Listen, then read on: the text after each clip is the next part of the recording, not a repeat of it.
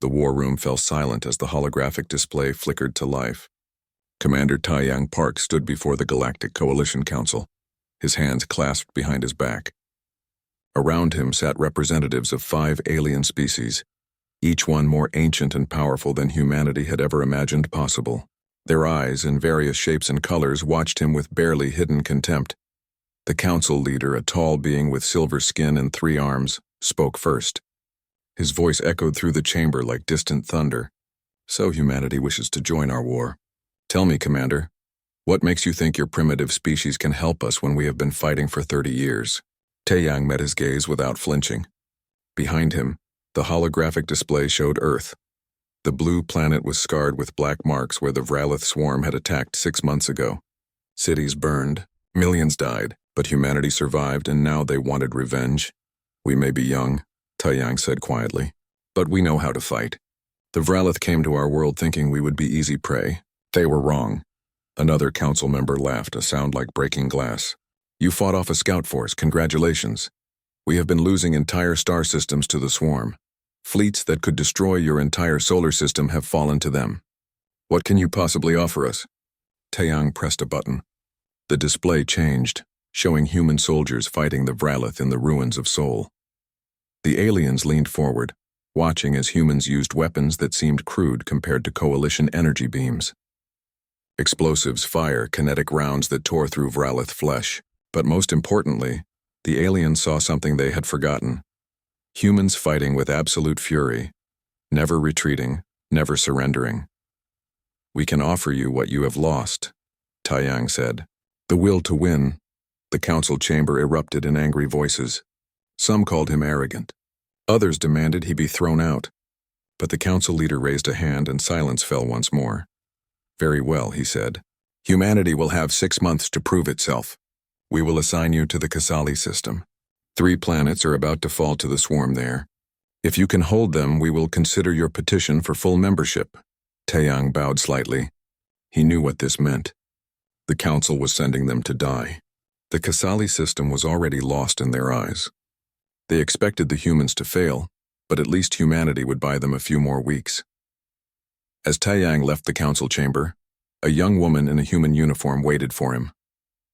Communications officer Hyun Choi had been monitoring the meeting from outside. Her face was pale. Commander, she said softly, I looked up the Kasali system.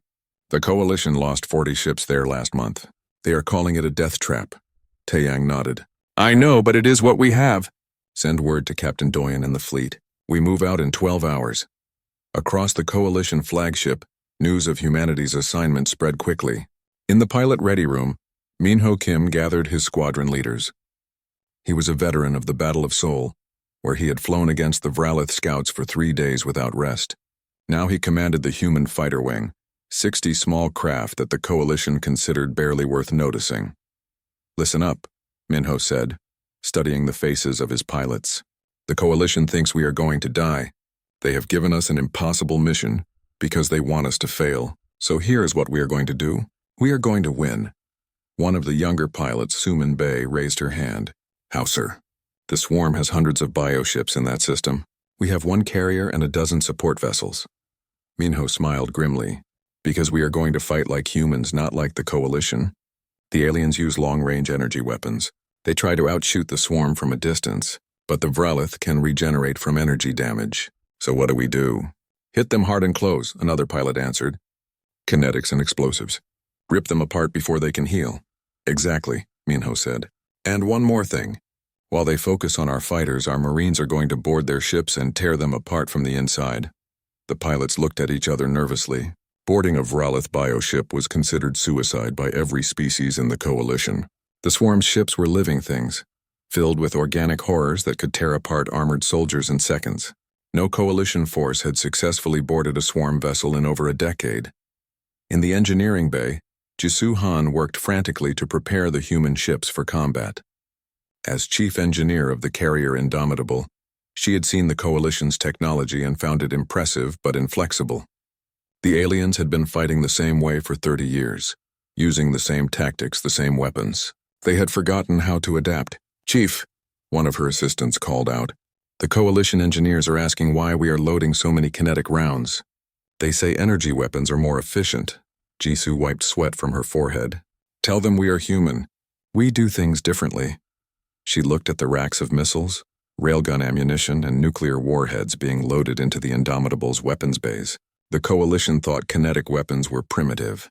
They would learn soon enough that sometimes old methods worked best. Meanwhile, in the medical bay, Dr. Yuna Shin studied holographic images of Vralith biology. She had been one of the few scientists to examine swarm corpses after the Battle of Seoul. What she discovered fascinated and terrified her in equal measure. The Vralith were not individuals. They were extensions of a hive mind, connected across vast distances by some form of biological quantum communication. Each creature was like a cell in a massive organism. This made them incredibly coordinated, but it also created a weakness, disrupt the communication, and they became confused, vulnerable. Yuna had been working on a weapon that could exploit this weakness. She called it a screamer bomb. It released electromagnetic pulses on specific frequencies that interfered with Vralith neural links. In tests, it drove swarm organisms into confusion, making them attack each other or simply shut down. The Coalition scientists had laughed at her research. They said it would never work on a large scale. But Yuna had been given permission to load 10 screamer bombs onto the Indomitable. It was not much, but it might be enough. As the human fleet prepared to depart, Ambassador Nari Lee met with Taeyang one final time. She had stayed behind to continue diplomatic work with the Coalition, but her heart went with the fleet. "Come back alive," she said simply. Taeyang smiled. "We will do our best. But even if we do not, we will make sure the galaxy remembers what humanity can do." 12 hours later, the human fleet jumped into hyperspace, heading for the Kasali system. Behind them, the Coalition Council watched with detached interest. Some hoped the humans would succeed. Most simply waited for news of their destruction. After all, young species always thought they could change the galaxy. The universe had a way of teaching them otherwise, but the Council had never met humans before. They did not understand what it meant when a species refused to accept defeat. They did not know that humanity's greatest strength was not technology or firepower. It was stubbornness, creativity, and the absolute refusal to give up. The Kasali system waited. The Vralith swarm gathered its forces, ready to consume 3 more worlds, and humanity was coming to fight, whether anyone believed in them or not. 6 months had passed since humanity's first victory. The war had changed, but not in ways anyone expected. The Vralith swarm was learning, adapting to human tactics with terrifying speed. Bioships now carried organic shields that could absorb kinetic impacts. Swarm organisms had developed resistance to the screamer bombs. The easy victories were over. Admiral Hana Song stood in the command center of the Coalition Defense Station orbiting Talara Prime. Around her, holographic displays showed 3 star systems under simultaneous swarm attack. The Vralith had never coordinated assaults like this before. They were changing their strategy, and it was working. "The Coalition High Command wants us to consolidate our forces," said Lieutenant Daehyun Oh, her tactical officer. "They recommend defending Talara Prime and abandoning the other 2 systems." Hana studied the displays. Talara Prime was the most important world, with the largest population and strongest defenses. Militarily abandoning the other systems made sense. But she had learned something in 6 months of fighting alongside the Coalition. The elder species thought in terms of acceptable losses. Humanity did not. "Send a message to Commander Taeyang and Captain Doyun," Hana said. "We are splitting the fleet. We will defend all 3 systems." Daehyun looked shocked. "Admiral, that goes against Coalition doctrine. If we divide our forces, we will be outnumbered in each system." "The mathematics say we cannot win?" Hana smiled grimly. "The mathematics also said we would lose at Kasali. Send the orders." Across the fleet, human ships began detaching from the main battle group. Coalition commanders protested, demanding to know why humanity was committing strategic suicide. But the human ships moved anyway, jumping toward the 2 systems that were supposed to be sacrificed. In his fighter, Minho received the orders and nodded. He had been promoted to wing commander after Kasali, now leading 200 human fighters and 50 coalition craft that had adopted human tactics. His pilots were veterans now, survivors of a dozen battles. They had seen friends die and learned to keep fighting anyway. "All wings, this is Minho," he said over the comm. "We are heading to Barrack System. Intel says we will face 300 Vralith bioships. That means we are outnumbered 3-1. I have faced worse odds before breakfast. Laughter rippled through the comm channels. It was dark humor, the kind that soldiers used to deal with fear, but underneath it was something real, confidence. These pilots had learned they could win. The jump to barracks system took 6 hours. When they arrived, the situation was exactly as bad as intel suggested. Vralith bioships swarmed around the planet, descending through the atmosphere to begin consuming the cities below. Millions of Coalition citizens were trapped on the surface, waiting to die. Launch all fighters, Minho ordered. Bombers target the bioships in atmosphere. Interceptors keep the swarm fighters off them. And remember, we are not here to hold the line. We are here to win. The human fighter wing dove into the battle. Behind them, the carrier Indomitable and 3 escort ships opened fire with everything they had. But this time the swarm was ready. Their bioships had adapted, using coordinated movements that negated human screamer bombs. Their organic shields absorbed railgun rounds and exploded missiles before they could detonate. In the engineering bay, Jisoo Han watched her systems overload with growing concern. The Indomitable was taking hits faster than her crews could repair them, but she had been preparing for this. Over the past 6 months, she had been developing hybrid systems that combined human and Coalition technology. Activate the energy shield generators, she ordered. Coalition energy shields flickered to life around the human ships. They were not as strong as pure Coalition shields, but they provided a layer of defense against Vralith bioweapons. At the same time, Jisoo rerouted power to the kinetic weapons, increasing their firing rate. The Indomitable became a fortress, pouring fire into the swarm while absorbing punishment that would have destroyed a lesser ship. On the surface of barracks, General Taewoo Jang led ground forces against Vralith organisms that had already landed. Coalition troops fought beside human marines, each group learning from the other. The Coalition soldiers had better energy weapons and shields. The human marines had better tactics and an absolute refusal to retreat. Taewoo watched as a human squad used flamethrowers to clear a nest of swarm organisms from a civilian shelter. Behind them, Coalition troops established a defensive perimeter. It was not elegant, but it worked. The civilians were evacuated under fire, loaded onto transports that raced toward orbit. In space, Minho's fighters engaged in a furious dogfight with swarm organisms. The Vralith had adapted here too, using pack tactics that isolated human fighters and overwhelmed them. But pilot Jiwanan, the youngest squadron leader in the fleet, had developed a counter-tactic. All fighters form into defensive spheres, she ordered. 6 fighters per sphere, overlapping fields of fire. When they attack, we light them up from all angles. The human fighters clustered into tight formations. When swarm organisms attacked, they found themselves caught in crossfire from multiple directions. Missiles and kinetic rounds tore through them before they could close to claw range. It was brutal and effective, but the battle was far from won. More Vralith bioships kept arriving, jumping in from deeper in the system. The humans were holding, but they could not win through attrition. They needed something new. That something came from an unexpected source. Dr. Yuna Shin, still aboard the Indomitable, had been studying swarm adaptations obsessively. She noticed something strange. The Vralith ships were now using more active coordination, more direct communication. They had strengthened their hive connection to overcome the screamer bombs. A stronger connection meant a bigger weakness if you could exploit it. I need access to the main communications array, Yuna told Jisoo urgently. I think I can turn their adaptation against them. Jisoo did not ask questions. She routed control to Yuna's station. The scientist began broadcasting a signal, not a screamer bomb this time, but something more subtle. It mimicked Vralith biocommunication, but with tiny errors like static on a radio channel. The effect took several minutes to manifest. Vralith ships began responding to false signals. Some moved out of formation. Others held fire when they should have attacked. It was not enough to break them completely, but it created confusion, gaps in their coordination. Now, Admiral Hana ordered from Talara Prime, watching the battle unfold across all 3 systems. All forces concentrate fire on their command ships. Break their leadership. The human and Coalition fleets focused their attacks on the largest bioships in each system. These were the nodes that coordinated local swarm forces. Destroying them would create cascade failures in the Vralith command structure. Minho personally led the strike on the barracks command ship. His squadron fought through clouds of swarm fighters, taking losses but never stopping. When they reached weapons range, every fighter launched its full payload. Dozens of missiles slammed into the massive bioship's weak points, places that Dr. Yuna had identified from her research.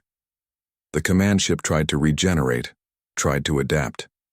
But it had never been designed to handle this level of damage this quickly. Internal organs ruptured. The hive connection flickered and died. The massive vessel began to break apart. Without coordination, the other Vrylith ships in the system became confused. Some retreated. Others continued attacking, but without purpose. The human fleet systematically destroyed them one by one. Similar scenes played out in the other two systems. It was not easy. It was never easy. The humans lost ships, fighters, and lives. Field medic Yunbi Yun worked for 36 hours straight, treating wounded soldiers and pilots as they were brought back from the battle. She saved hundreds of lives through skill and determination, refusing to rest even when exhaustion made her hands shake. Engineer Minji Park died keeping a power core stable after it took a direct hit from a Vrylith bioweapon. His sacrifice kept the escort ship defiant in the fight long enough to save a colony transport filled with refugees. The coalition officers who served with him said they had never seen anyone work so fearlessly. When the battles finally ended, all three systems remained in coalition hands. The cost had been devastating. The human fleet was reduced to half strength. Entire squadrons were gone. But they had done what the coalition thought impossible. They had held three systems simultaneously against superior swarm forces. News of the victory spread across the galaxy faster than light. Coalition species that had dismissed humanity began sending requests for human advisors, human tactics, human weapons. Admiral Hana received messages from a dozen worlds, all asking the same question. How did you do it? She did not have a simple answer. Humans had not won through superior technology or numbers. They won through adaptability, through refusing to accept the enemy's terms of engagement, through fighting battles in ways the swarm never expected. But more importantly, they won because they fought for every world, every species, every life. The coalition had grown used to making sacrifices, writing off entire planets as acceptable losses. Humanity rejected that thinking completely. If there was a chance to save someone, they took it no matter the cost. The intelligence report landed on Admiral Hana's desk like a bomb. Commander Seori Nam, the best intelligence officer in the human fleet, had been monitoring Vrylith biocommunications for weeks. What she discovered made everyone in the command room go silent. They are building something, Seori said, pulling up holographic images. Deep in their home cluster, 6 solar systems that we have never penetrated. We intercepted biological signal patterns that indicate massive construction. The swarm is dedicating resources from 100 star systems to this project. The images showed fragmentary data, but what they suggested was terrifying. A bioship larger than anything the swarm had ever built before. Not just a warship, but something that could consume entire planets in days instead of months. The coalition intelligence analysts called it a world ship, and their projections showed it could turn the tide of the entire war. When will it be operational? Taeyang asked, his voice tense. 3 months, Seori answered. Maybe less. Once it launches, we cannot stop it with conventional forces. It would take everything the coalition has just to slow it down, and we would still lose. The coalition high command met in emergency session. Hana attended via hologram, standing beside representatives from a dozen species. The mood was grim. For 30 years, the coalition had fought defensively, holding systems and slowly losing ground. Now they faced a weapon that could end the war in the swarm's favor. We must fortify our core worlds, one council member said. Pull back all forces and create defensive lines that even this world ship cannot penetrate.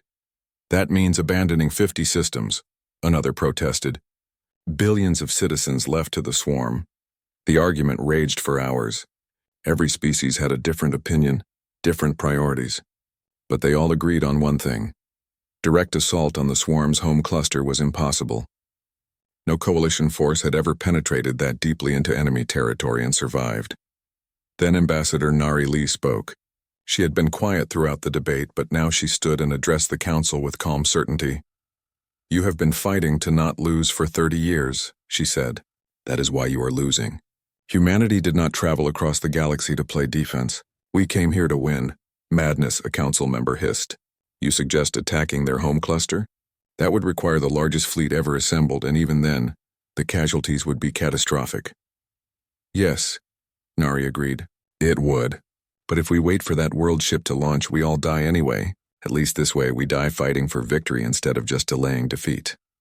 The vote was close. Some council members refused to support such a desperate plan. Others saw no alternative. In the end, it passed by a single vote. The coalition would launch an offensive into the heart of swarm territory. Every available ship, every fighter, every soldier would be committed. It was the largest military operation in galactic history. Preparations took 2 months. Ships from 100 worlds gathered at the staging point, human vessels integrated with coalition fleets. Mixed crews became common as species learned to work together. Minho trained coalition pilots in human tactics.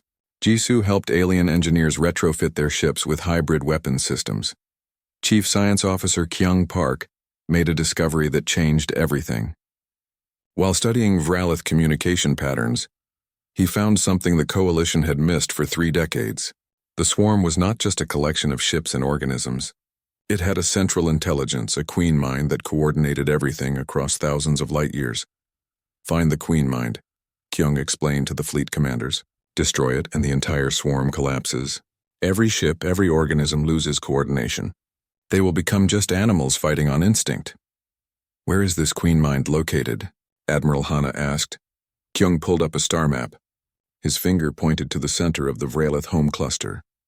Inside the world ship, it is not just a weapon. It is the swarm's brain. That changed everything. The mission was no longer about destroying a superweapon. It was about cutting the head off the entire swarm. Success meant ending the war immediately. Failure meant humanity and the coalition would be wiped out. General Taiwu Jiang would lead the ground invasion of the swarm's primary breeding world, providing a distraction while the main fleet attacked the world ship. His forces numbered 500,000 soldiers, the largest ground force ever assembled. They would face billions of swarm organisms on their home territory. We are not expected to win, Taiwu told his officers the night before the assault. We are expected to fight long enough for the fleet to complete their mission. Every minute we hold them is another minute for humanity to strike at the queen mind. The soldiers understood. They were being asked to sacrifice themselves, but not a single one requested transfer to a different assignment. They had all seen what the swarm did to worlds it consumed. They had all lost friends, family, entire planets. If dying here meant ending the war, they would die well. Commander Taeyang volunteered to lead the strike team that would penetrate the world ship and destroy the queen mind. It was a one-way mission. The world ship's interior would be the most heavily defended location in the entire galaxy. Getting in would be almost impossible. Getting out would be completely impossible. 50 volunteers joined him. Marines, engineers, pilots, scientists. They represented a dozen species, but they all shared one thing: the absolute conviction that this had to be done. The night before departure, Minho found Taeyang in the observation deck, looking out at the assembled fleet. Hundreds of ships, thousands of fighters, millions of soldiers, all preparing for a battle that would decide everything. You do not have to do this, Minho said quietly. There are other soldiers who could lead that strike team. Taeyang smiled. I know, but I have been part of this war since humanity joined it. I should be there at the end. When you see the queen mind, Minho said, kill it for all of us. For everyone we have lost. They shook hands. Both knew they would probably never see each other again. The fleet jumped into the Vralith home cluster at dawn. The transition from hyperspace was violent, ships emerging into a region of space thick with swarm presence. Bioships by the thousands waited for them. The Vralith had known they were coming and had prepared every defense imaginable. The battle began immediately. Coalition energy weapons carved through swarm formations. Human kinetic weapons punched through bioarmor. Fighters swarmed like angry insects, engaging swarm organisms in dogfights that filled the void with fire and death. General Taewu's forces landed on the breeding world under heavy fire. The surface was a nightmare landscape of organic structures and crawling horrors. His soldiers pushed forward anyway, establishing beachheads and fighting for every meter of ground. The Vralith threw everything at them. Billions of organisms converged on the landing zones. Taewu stood in a makeshift command post, coordinating artillery strikes and air support while swarm creatures literally threw themselves at his defenses. Soldiers died by the hundreds, but the line held. It had to hold. In space, Admiral Hana directed the fleet battle with cold precision. She split her forces into attack groups, each one targeting specific swarm concentrations. When one group took heavy casualties, another rotated in to relieve them. It was brutal, methodical warfare, the kind humans had perfected over centuries of conflict. Pilot Jiwan An led a desperate fighter strike against a cluster of swarm command ships. Her squadron was outnumbered 20-1. She died ramming her fighter into the largest bioship, creating an opening for the bombers behind her. Her last words over the comm were simple: for humanity, for the galaxy. Engineer Min-jae Park kept the flagship's weapons firing even as Vralith bioweapons burned through the hull. He stayed at his post, rerouting power and patching systems until a direct hit killed him and everyone in the engineering bay. His sacrifice gave the fleet 10 more minutes of full combat capability. In a battle this size, 10 minutes meant thousands of lives saved. Through the chaos, Taiyang's assault shuttle fought its way toward the world ship. The massive biovessel dominated the battlefield, larger than moons, pulsing with sickly light. Its weapons carved through coalition ships like they were toys, but it could not stop everything. The assault shuttle's pilot performed maneuvers that should have torn the craft apart. They dodged bioweapons, weaved through debris fields, and finally punched through the world ship's outer hull. The shuttle crashed deep into the organic interior, and Taeyang's strike team poured out into the nightmare. The journey through the world ship was exactly as terrible as expected. Corridors made of living tissue that tried to crush them, swarms of organisms that attacked from every direction, acidic atmosphere that burned through armor seals. The strike team fought forward, losing soldiers with every step. 50 became 30. 30 became 15. 15 became 5. Sergeant Junho Lee stayed with Taiyang to the end, his flamethrower clearing paths through the organic horrors. They reached a massive chamber deep in the world ship's core. And there it was, the Queen Mind. A pulsing mass of neural tissue and biomechanical systems. The brain that controlled the entire swarm across the galaxy. Plant the charges, Taeyang ordered. They worked fast, placing antimatter explosives around the chamber. The Queen Mind seemed to sense what they were doing. The Kasali system was dying. 3 planets orbited a yellow star, each one home to millions of coalition citizens. Now black organic shapes swarmed through space around them. Vralith bioships, hundreds of them, pulsing with sickly light as they consumed everything in their path. Captain Doyun Kang stood on the bridge of the Indomitable, watching the tactical display with cold eyes. His carrier and its support fleet looked tiny compared to the swarm presence. Any sane commander would retreat, but humans had not traveled across the galaxy to be sane. All ships, battle stations, Doyen ordered. Minho, launch your fighters. Junyo, get your Marines ready for boarding operations.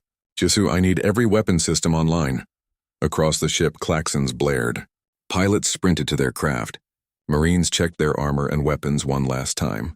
Engineers made final adjustments to systems that had never been tested in real combat. In the fighter bay, Minho climbed into his cockpit. Around him, 59 other fighters prepared to launch. They were small, fast, and armed with missiles that could punch through armor. The coalition pilots had mocked them, calling them death traps. But Minho knew speed and surprise could overcome heavier ships. All wings, this is Minho, he said over the comm. Remember the plan. We hit fast, we hit hard, and we do not give them time to regenerate. Stay close to your wingman and trust your training. The first wave of fighters launched into space. Behind them, the Indomitable and its escort ships advanced toward the swarm. The Vralith detected the human fleet immediately. Bioships turned toward them, ready to swallow this new prey. Then Dr. Yuna's screamer bombs deployed. The effect was immediate and terrifying. 10 bombs detonated across the swarm formation, releasing waves of precisely tuned electromagnetic energy. Vralith ships shuddered and twitched. Their coordinated movement broke apart. Some ships turned on each other, organic weapons firing wildly. Others simply froze, their hive connection disrupted. Now, Doyen shouted. All weapons fire! The human fleet opened up with everything it had. Railguns threw metal slugs at relativistic speeds, punching clean through Vralith bioarmor. Missiles streaked across the void, each one carrying a nuclear warhead.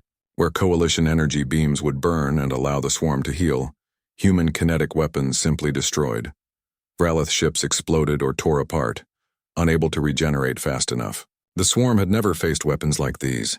Their biological armor, designed to absorb and heal from energy damage, offered little protection against raw kinetic force. Minho led his fighters through the chaos.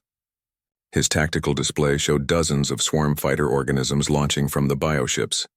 These were living creatures bred for space combat with acid weapons and razor-sharp claws. They were fast and deadly, but they had never fought human pilots before. Break by pairs, Minho ordered. Use the debris field for cover. Lead them into traps. His wingman, Suman Bey, stayed glued to his wing as they dove toward a cluster of Ralith fighters. The alien organisms pursued, eager for the kill.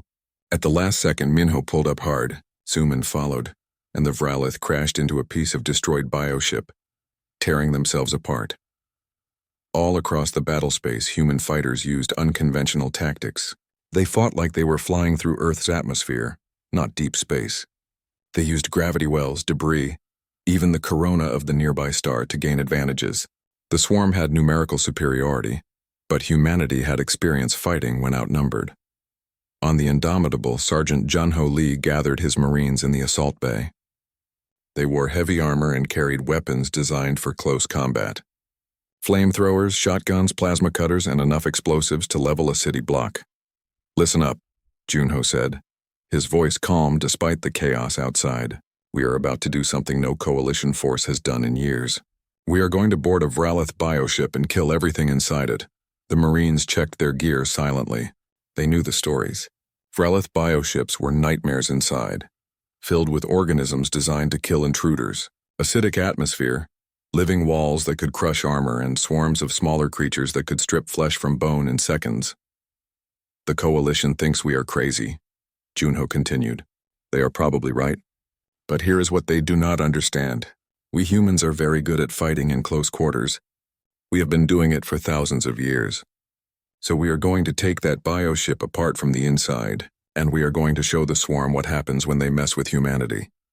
The assault shuttle launched from the Indomitable, covered by Minho's fighter wing.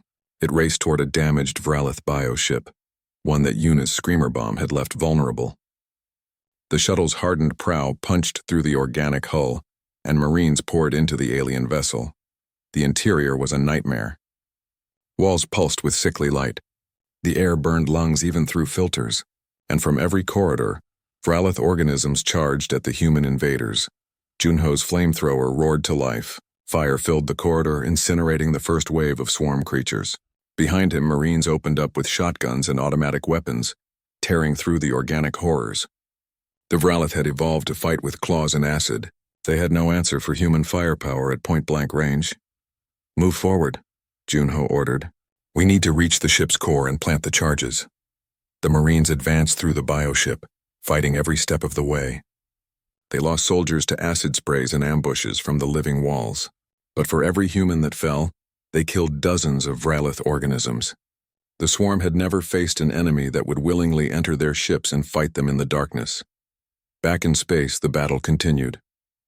Human ships worked in coordination with the fighter wings, hammering the confused swarm fleet. Jisoo kept the Indomitable's weapons firing even as Vralith bioweapons scored hits on the carrier's hull. She rerouted power, patched damaged systems, and kept the ship in the fight through sheer determination. On the bridge, Captain Doyen watched as the tactical situation slowly shifted. The swarm still outnumbered them, but human tactics were working. The screamer bombs had broken their coordination. Kinetic weapons prevented regeneration, and the boarding action was causing panic among the bioships, which had never had to worry about internal threats before. "Target their command ship," Doyen ordered, pointing at the largest Vralith vessel on the display. "All batteries concentrate fire." The human fleet turned its attention to the massive bioship that coordinated the local swarm forces. Railgun slugs and nuclear missiles converged on it from multiple angles. The ship tried to maneuver, but it was too large, too slow. One of Minho's pilots scored a direct hit on what appeared to be a critical organ. The bioship shuddered, stopped moving, and began to break apart. Without their command ship, the remaining Vralith vessels lost cohesion. Some retreated deeper into the system. Others continued fighting, but without coordination. The human fleet pressed the advantage, destroying ship after ship. Deep inside the boarded bioship, Junho reached the core. It was a massive organic chamber pulsing with energy. This was the ship's brain, heart, and communication center all in one. His remaining Marines set explosive charges while he held off waves of desperate Vralith organisms. "Charges set," one Marine reported. 30 seconds to detonation. "Everyone back to the shuttle," Junho ordered. "Move, move, move!" The Marines ran through corridors they had fought through minutes before, the timer counting down. Behind them, Vralith organisms pursued, but too slowly. The humans reached their shuttle and launched just as the explosives detonated. The bioship tore itself apart from the inside. The explosion was visible across the battle space, a signal to every human and every Vralith that humanity could reach them anywhere, even inside their own ships. The remaining swarm forces began to retreat. It was the first time in 30 years that the Vralith had voluntarily abandoned a star system they were consuming. They fled, leaving behind destroyed bioships and 3 intact planets. On the bridge of the Indomitable, Captain Doyen allowed himself a small smile. Around him, his crew cheered. They had done the impossible. They had held the Kasali system, but the celebration was short-lived. Casualty reports came in. 24 fighters lost, 1 escort ship destroyed. The Indomitable had taken heavy damage, and Junho's boarding party had lost half its Marines. Minho landed his fighter, climbed out, and immediately asked for a list of pilots who did not return. When he saw the names, he closed his eyes briefly. These were people he had trained, flown with, shared meals with. Now they were gone. Jisoo worked through the night, directing repair crews to fix the damage to the Indomitable. She was exhausted, running on stimulants and willpower, but she could not stop. The ship needed to be ready for the next battle. News of humanity's victory reached the Coalition Council within hours. The reaction was stunned silence. The humans had not just survived. They had won. Against odds that would have made any Coalition commander retreat, the humans had saved 3 worlds. Ambassador Nari received messages from council members who had voted against humanity's involvement. Now they wanted to know more about human tactics, human weapons, human training.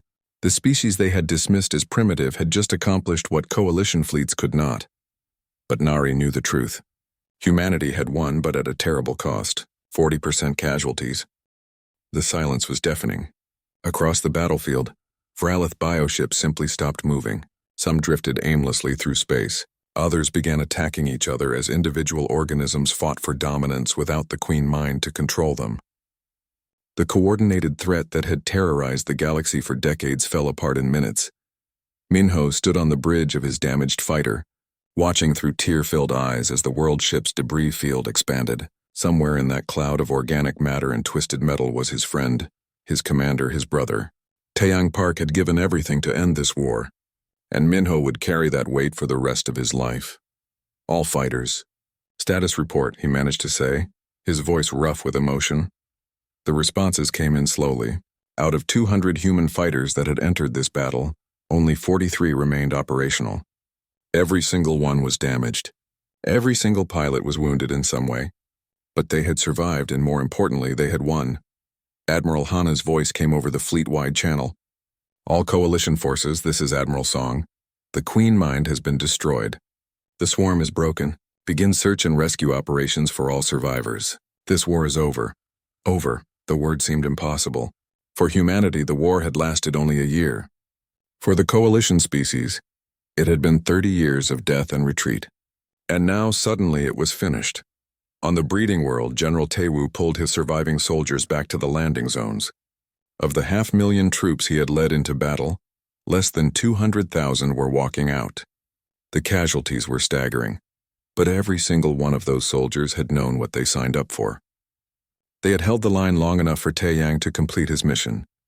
Taewoo watched the sky as Vralith organisms on the planet's surface began fighting each other, no longer unified by the Queen Mind's control. His soldiers were too tired to celebrate. They simply sat among the organic ruins, cleaned their weapons, and tried to process the fact that they had survived. Field medic Yoon Bi-yoon moved through the makeshift field hospitals, treating wounded soldiers from a dozen species. She had been working without rest for 6 days straight. Her hands were steady despite exhaustion, saving lives even as her own body threatened to collapse. Coalition medical officers watched in awe as she refused to stop until every wounded soldier had been treated. In the debris field where the world ship had been, search and rescue teams looked for survivors from the strike team. They found the remains of the assault shuttle, melted and twisted beyond recognition. They found pieces of armor, weapons, and equipment, but they found no survivors. Taeyang and his team had known it would be a one-way mission, and they had accepted that fate. The fleet began its long journey back to Coalition space. It was not a triumphant return. Too many ships had been lost. Too many heroes would never see home again. The victory was real, but it tasted like ashes in the mouths of those who had paid the price for it. Jisuhan walked through the Indomitable's damaged corridors, cataloging the repairs that would take months or even years to complete. The carrier had taken dozens of direct hits. Whole sections were exposed to space, but the ship had survived, held together by the skill and determination of her engineering crews. She allowed herself a moment of quiet pride before getting back to work. Ambassador Nari Lee stood before the Galactic Coalition Council once more. The chamber was packed with representatives from hundreds of worlds, all wanting to witness this historic moment. The council leader, the same being who had dismissed humanity a year ago, looked at her with something approaching reverence. "Ambassador Lee," he said formally, "on behalf of the Galactic Coalition, I offer humanity full membership in our alliance. We also offer you a permanent seat on this council, with equal voice in all matters of galactic governance. Your species has earned this through courage, sacrifice, and an unwavering commitment to the defense of all civilized worlds." Nari bowed slightly. "Humanity accepts this honor. We also accept the responsibility that comes with it. We will continue to stand with the Coalition against any threat that emerges." The chamber erupted in applause from hundreds of species, each showing approval in their own unique way. It was unprecedented for such a young species to be granted council membership, but nobody could deny that humanity had earned it. They had not saved the galaxy through superior technology or ancient wisdom. They had saved it through sheer determination and the refusal to accept defeat. But even as the political ceremonies continued, the real work of recovery began. Millions of refugees needed to return to their worlds. Hundreds of star systems needed rebuilding. The dead needed to be honored and remembered. The human fleet returned to the memorial station in Coalition space. It was a massive structure built to honor all who had fallen in the war against the swarm. Now new names would be added. Human names, alongside the names of Coalition soldiers who had died fighting beside them. Minho Kim stood before the memorial wall, looking at the newly inscribed names. Commander Taeyang Park, Sergeant Junho Lee, Pilot Jiwon An, Engineer Min-jae Park, and hundreds more, each one representing a life given in service to the galaxy. A young Coalition officer approached him. She was from one of the species that had initially dismissed humanity as primitive. Now she looked at Minho with respect that bordered on worship. "Commander Kim," she said hesitantly, "may I ask you something?" Minho nodded, not taking his eyes from the memorial wall. "How did your species find such courage?" she asked. "We have been studying human tactics, human psychology, trying to understand what made you different. What made you able to win when we could not?" Minho was quiet for a long moment. Then he spoke, his voice soft but certain. "We did not find courage. We just did not know we were supposed to give up.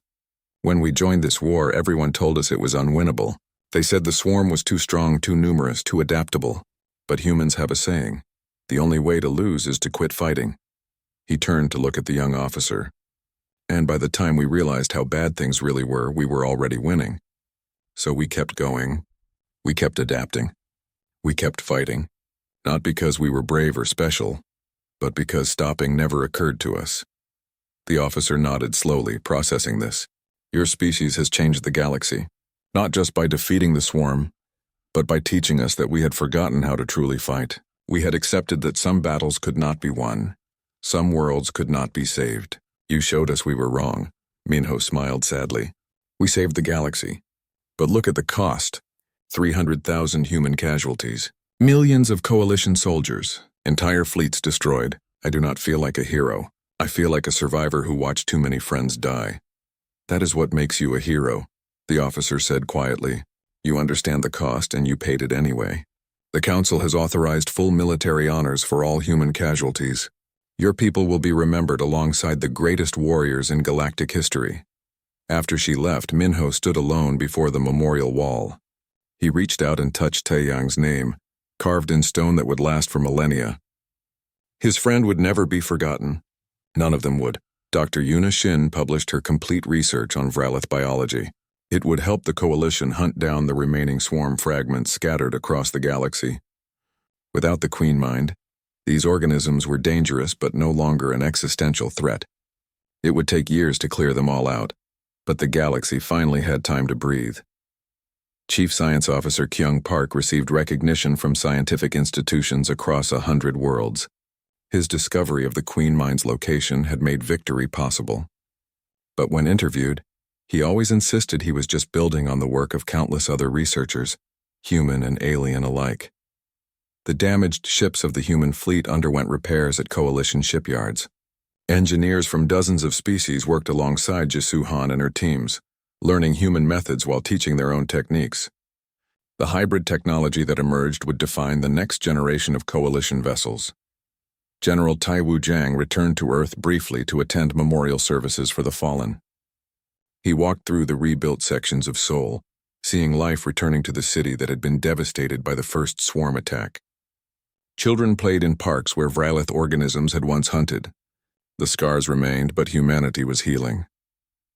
On the anniversary of the war's end, the Coalition held a massive ceremony. Representatives from every member species gathered to dedicate a monument to the fallen. At its center stood a statue of a human soldier, standing defiant against the stars.